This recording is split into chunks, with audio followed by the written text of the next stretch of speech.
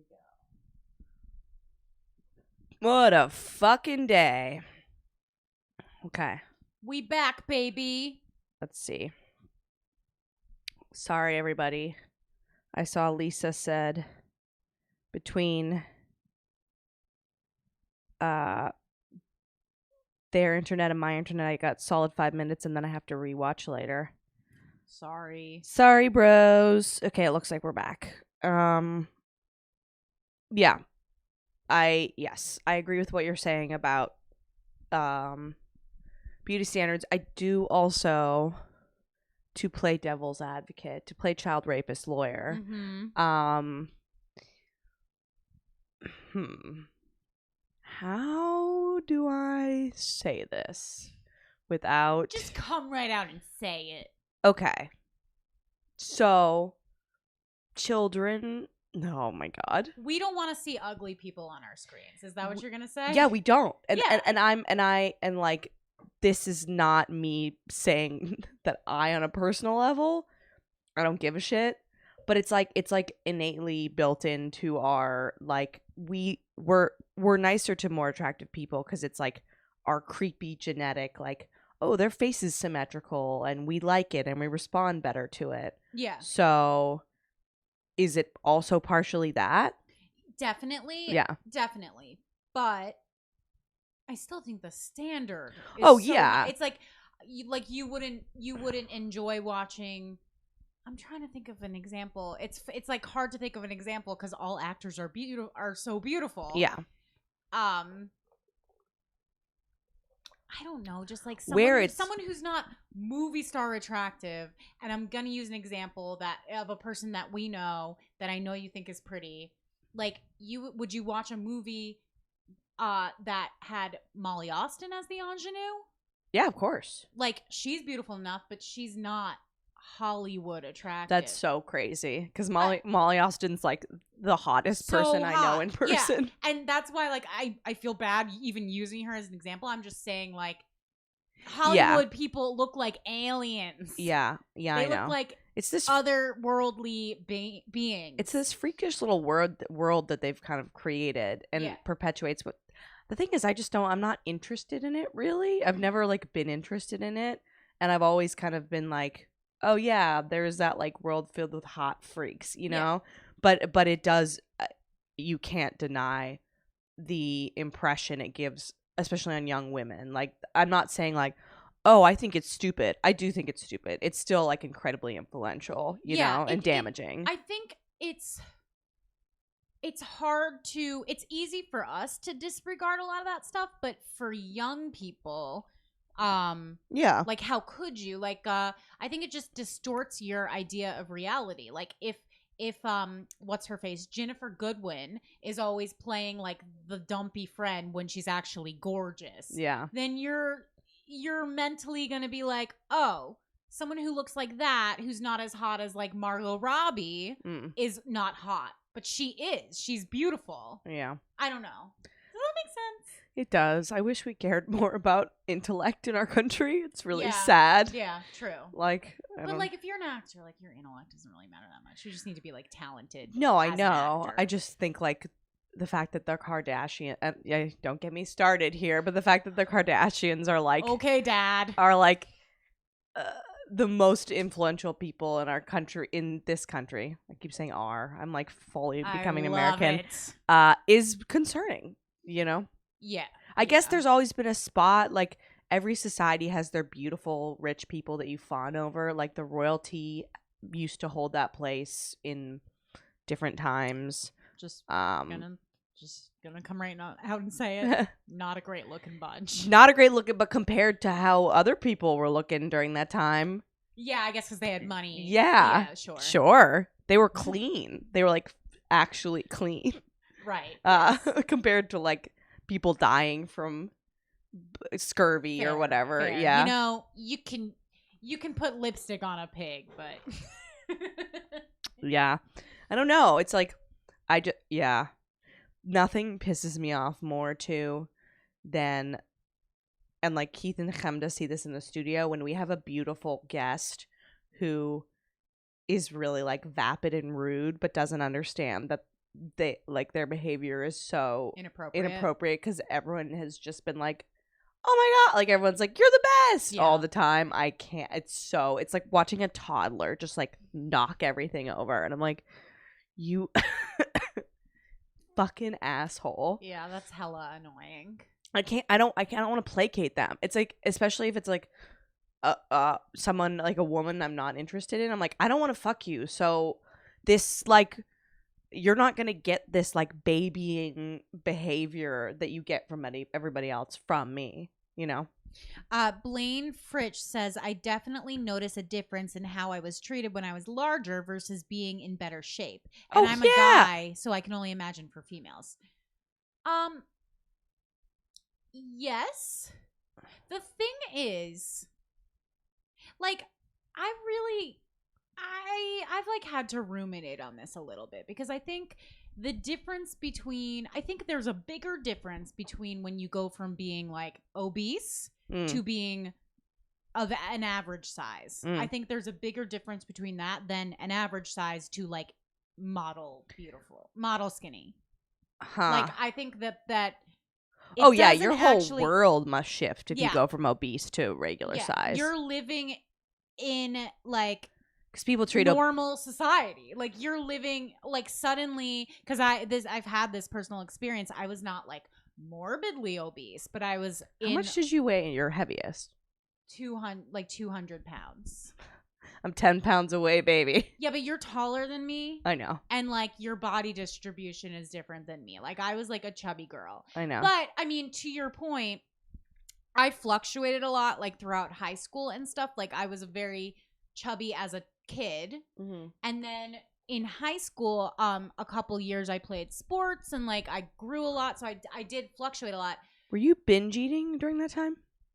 Yeah, but I didn't have a word for it. Yeah. So is that why your weight was going up, because you were binge eating? Yeah. Okay. So like a lot of factors contributed to that. But you just didn't really. But I just didn't have any knowledge about it because I didn't know another way. So when I see pictures of myself from that time, some years I'm heavier than others, and some years I'm like, oh, I actually really wasn't that big. But there wasn't enough.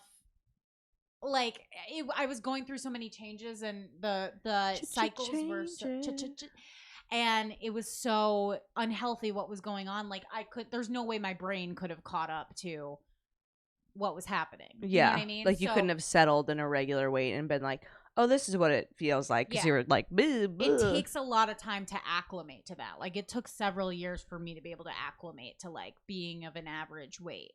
Yeah. But what was I going to say? Oh, yeah. So, like, when you're living in a larger body, when you're not living in a societally thin coveted body. Yeah. Like, right now, I am in a thin body. Like, in, like, what society and, like, the medical world and the fashion world, like, whatever, deems as, like, a very acceptable thin body. I wear straight sizes, whatever. But so that is a big difference from like being overweight, having doctors every time you go to the doctor tell you like that you should be trying to lose weight, asking you about your weight, having to like confront people about your weight, having to like go to special. I mean, I didn't go to special stores, but like sometimes they wouldn't have my size. All sorts of shit, like things that you don't even think about. Sure. Is it tiring to carry the weight around? Physically? Yeah. I guess you didn't really get to that. Yeah, it wasn't like. Yeah. It wasn't that bad. Like, no. Our friend Xerxes recently lost a lot of weight. He was like, I would say obese, right? Is that a fair statement? At his heaviest. And he went keto, and I think like. I don't think what's the word? Elimination diets are a good idea, like generally speaking. And you've definitely like changed my mind over this over time. But I think if you're like in a situation where your weight is unhealthy, keto's probably one of the most effective ways to lose weight quickly. Dropping weight, it's really effective. Yeah. But like, yeah, I don't know. I go back and forth about it because I don't think it's a sustainable thing. Like, I don't. What, are we offline? No, I'm just. Oh, okay. I'm just checking. My eyes on it. It's not. It's effective, and I'm not going to tell anybody. Like anybody, if you want to lose weight, it's none of my business. Like you can do whatever you want to do to lose weight. It's a very effective way to lose weight. I know that a lot of people get really discouraged if they are trying to lose weight in like a more balanced way, and it's not working. So keto can be like, you can drop a lot of weight really quickly, right? But just statistically, people don't keep that weight off. It's just, if you look at the numbers, 95% of people who lose a significant amount of weight end up putting it back on within 5 years. So if there was a medicine that, if I was sick and somebody told me that there was a 95 to 98% chance that the medicine wouldn't work long term, it would only work for a year, I'd be like, maybe try a different medicine. Blaine, you know what I mean? Says, I was there, it was tiring, I was 300 pounds, and I went keto too. Yeah, I do. I wonder...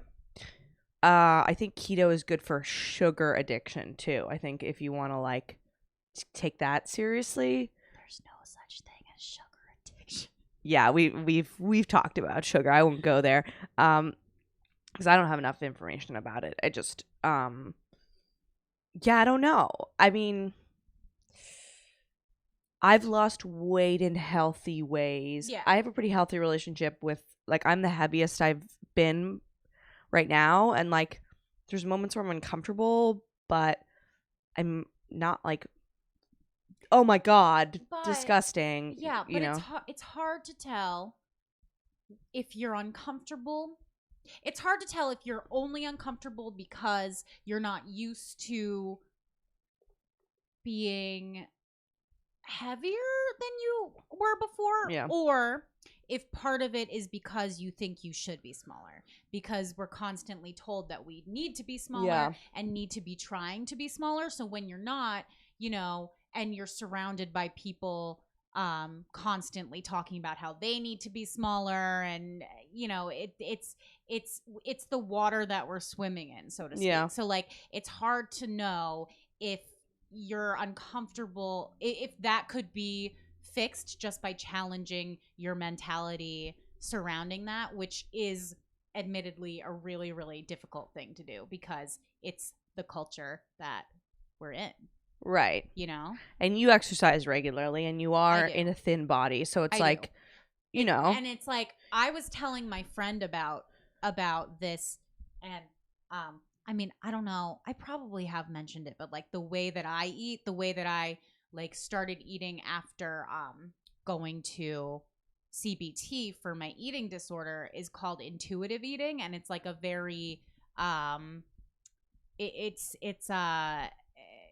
I mean, it's a real thing, but it's a very, like, if I describe it to you, it's a very, I kind of eat intuitively accidentally. Well, you were, I think, like, raised more to be an intuitive eater definitely than I was. My best friend from high school is an intuitive eater, and the difference, that from what I can tell, is that when she was younger, she was raised, nobody told her that she couldn't eat anything. She was very, very skinny. If anything, they were telling her she needed to eat more. So there was never a question of like, oh, should I not be eating that? Like, is there going to be a limit on that? Is there going to, am I restricted in any way? Yeah. So now there's never any question whether she can have more of something if she wants it. So it comes very naturally to her, when she's done, she's done. And if she wants more, she goes back for more. And it's not, she's always been thin, and she's always been healthy, and she's always had a very like healthy relationship with food, from what I can tell. So like, the examples that I've seen of that in my own life, and you would be another example, are like, it's such a better way to live. It's just such a better way to live than like always being like, should I eat that? Should I not? Should I? Yeah, I don't. You're always like rebounding, and it's not a healthy way to. I also don't want to have a conversation, particularly with other women, about how bad we are being about eating certain things. I'm like, this is boring to me. Yeah. Like, I don't. It's not only like not intellectually stimulating on any level. It's also like weird brainwashy. It's brainwashing. And I'm like, I can't talk about, oh my God, we're being so bad. And I'm like, I don't know. Because you see a thin person and like we've been essentially taught to regard thin people as morally superior beings. Yeah.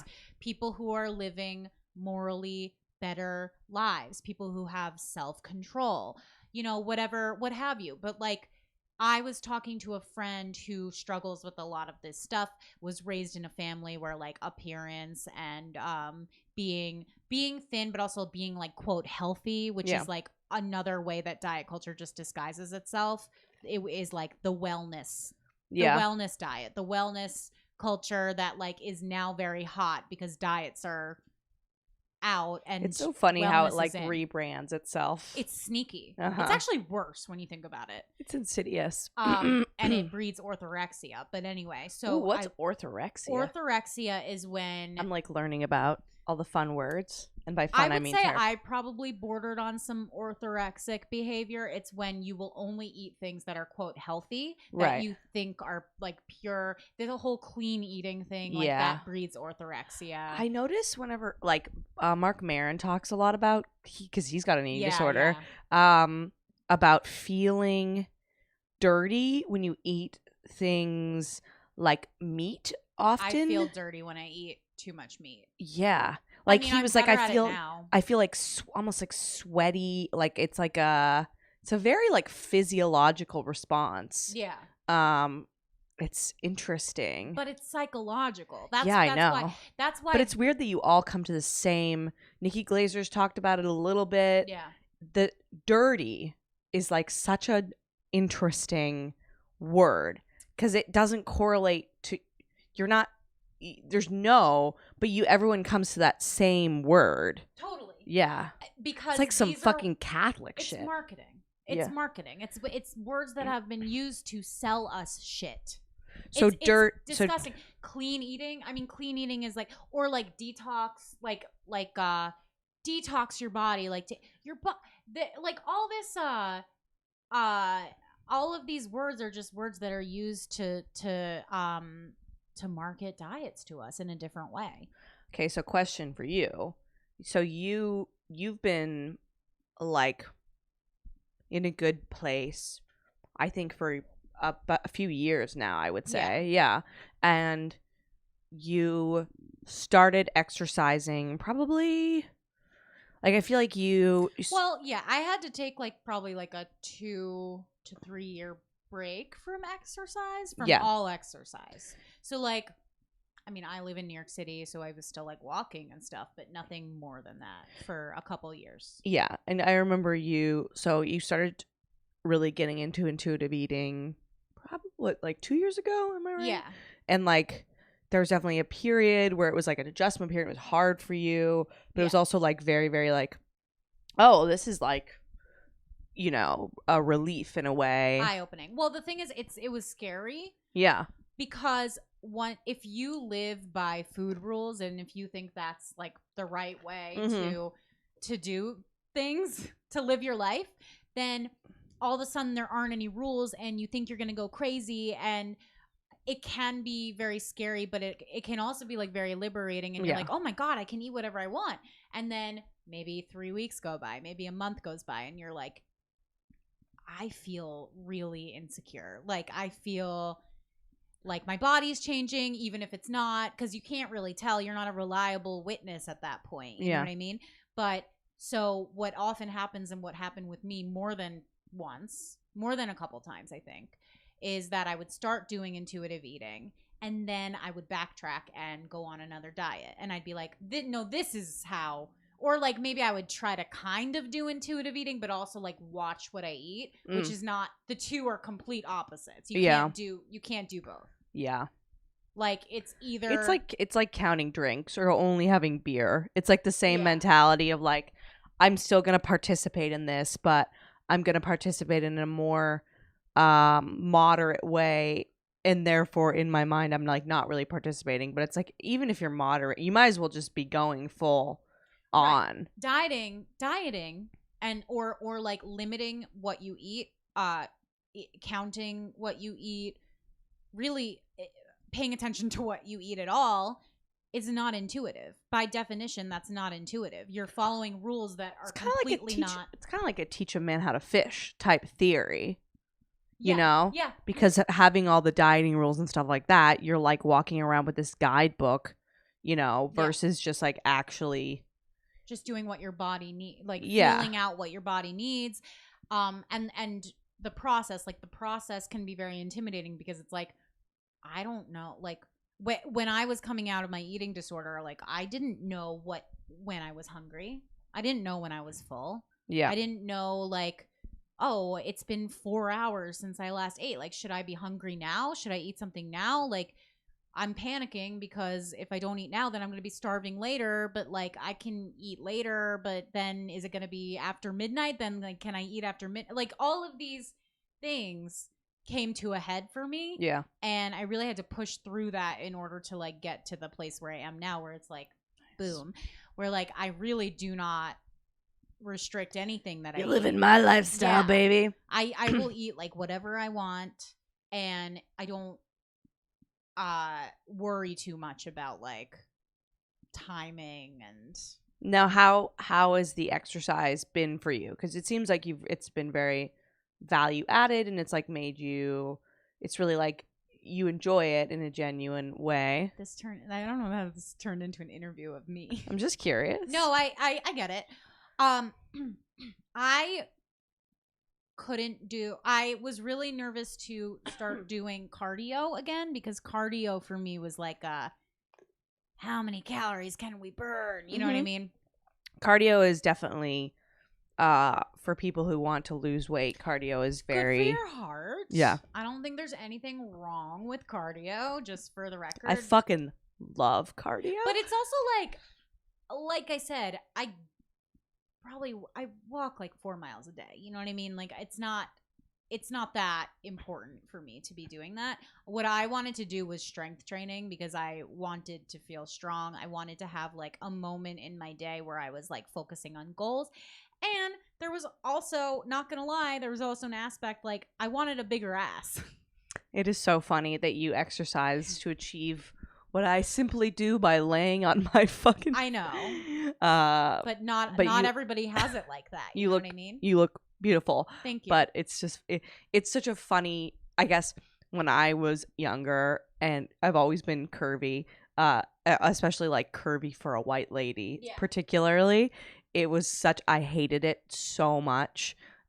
Especially like in the 90s and our teens, because everyone was when you're fucking young and you don't like want people staring at your ass all the time. Yeah, well, I didn't know that I had like a bodacious bod until I went to school with boys, because I went to an all-girls school forever. I used to wear this like dove gray tracksuit, very light gray, matching tops and bottoms. Hell yeah. Like, not a lot is what's left to the imagination, so to speak. So I'd be walking around in my tracksuit like, hey! And then guys were yelling at me like in my school, and I was just like, what are they? And I wasn't like a hot. Wait, guys your age? Older guys, seniors. Oh, yeah. Shit. I remember it so distinctly, because I was like, do I have something on my face? Like, the idea that someone could be like attracted to me or yelling at me because they were like into my body was so not an option. Yeah. That I was like, I was like, do I have something on my like shirt? And I was so embarrassed. And then I remember one of the other girls said like, oh, he like likes you. And I was like, what?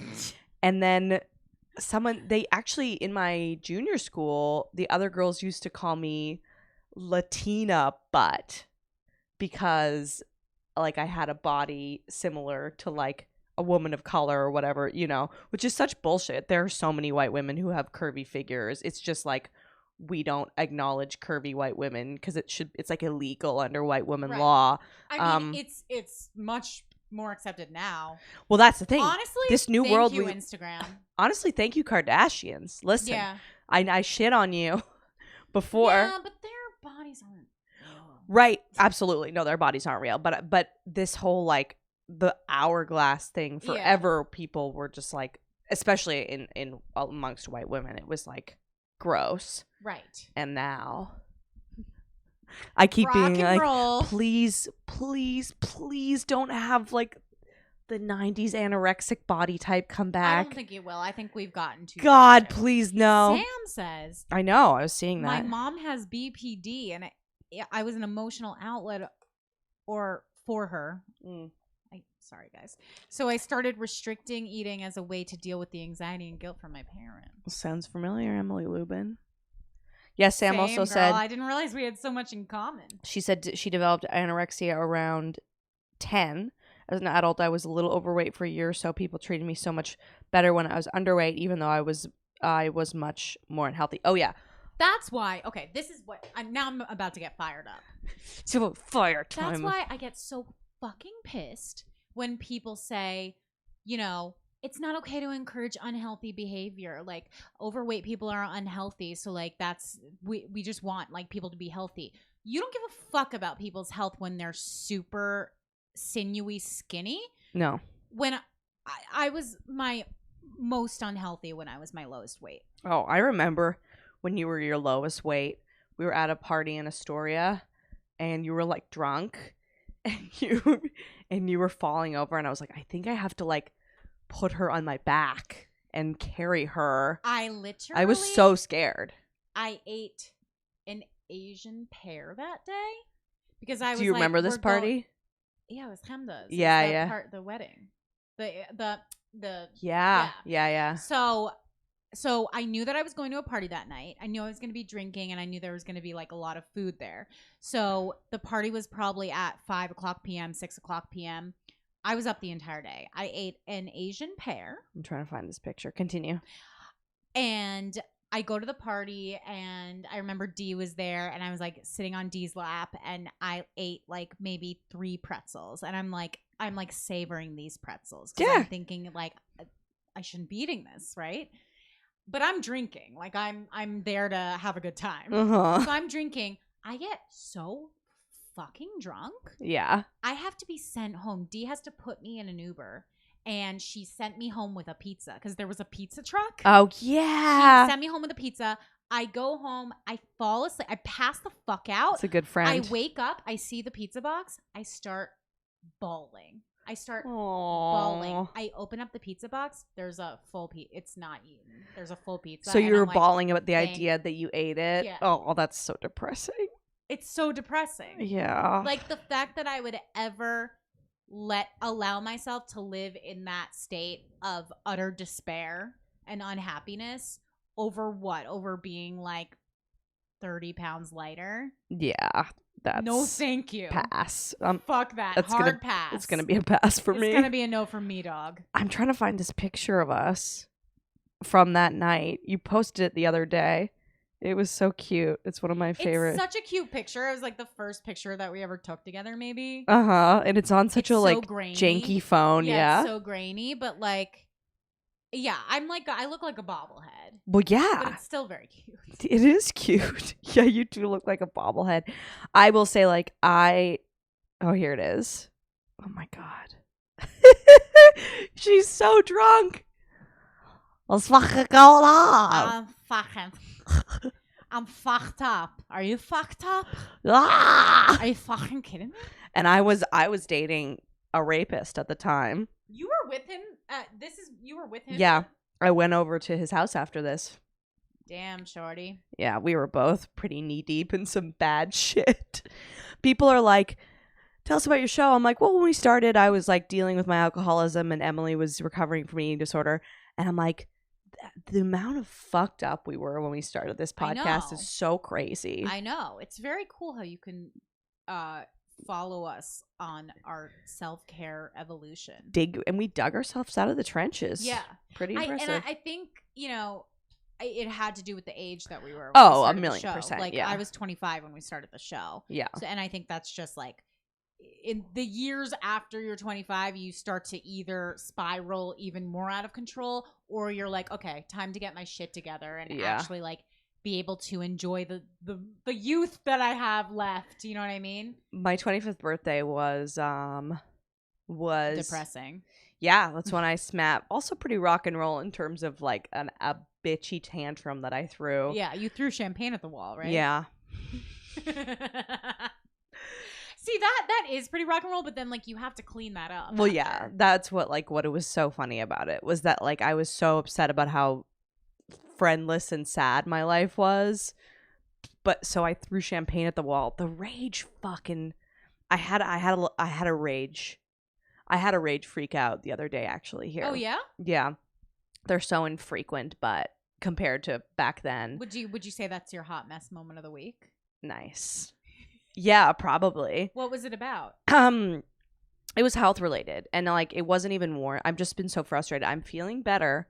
By the way, you shouldn't scream. You have bronchitis. I know. It's so upsetting. The irony. I know. Also, Emily saw me perform on Billy Procita's live podcast. I was basically this bitch was dying on stage. She was having a coughing attack like I've never seen before, and nobody would get her. No one would get me water. There was like tears streaming down my face because I couldn't breathe, and Billy's just like, anyways, once she's done with this, I'm like, you dick. You absolute dick. Shout out to Tracy Carnazzo for getting Andrea a cup of water. Tracy Carnazzo was not being paid to produce the show. However, she should be, because she gave me lifesavers like to suck on and stuff like this. Aww. Yeah, she like, and she was like looking at me being like, are you okay? And I'm like, I'm not. And she's so sweet. She literally texted me the next day, like, how are you doing? She is so sweet. She's so sweet. And she was like, my friend has a pulmonologist, which is a lung doctor. And she was like, send me your insurance card to see if, like, you know, they take you. Like, no one gives a fuck. And when you find someone who gives a fuck, you remember person. Because it's so rare. Yeah. Like, it doesn't affect her life whether I get better or not. I mean, she's my friend, but she actually like, even to take the step to like check a doctor thing for me. No, that's like really nice. So I nice. I fucking hate calling doctors. Yeah, who does? And the sick person, the problem is the onus is always on the sick person to follow up on all these details when they're sick, and that's like you're the least able to do that stuff when you're not in a good state. But anyways, so Billy, I did Billy's live show. That's when I was on steroids. Yes. And it was a great show. I was there. Thank you. A guy, I think his name was Josh. His name Josh. Yes, Josh Myers. He came up to me after. And he's so cute. I had this really. Maida Bacon was there and she didn't say hi. Maida Bacon, I'm so upset that you didn't say hi. I know. Really, I want people to say hi to me. It makes my fucking day. Mm-hmm. But my slam piece was there.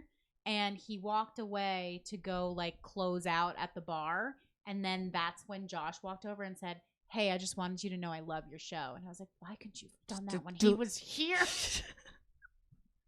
Oh, but don't worry. Okay, stop. I made sure to do it again. Yeah. Oh, I'm going to need you to pretend that didn't just happen and then come back and do the same thing. Yeah.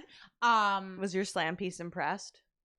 He wasn't there. Like I told him about it afterwards. I was like, I was like, you just missed me looking really cool. Yeah. Damn. It's fine.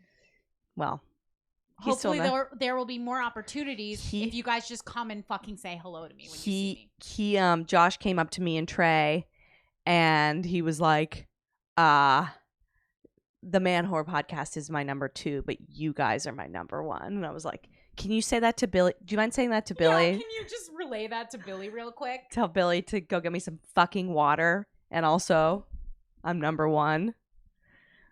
God, that show was fun. I got to rip Trey a new asshole.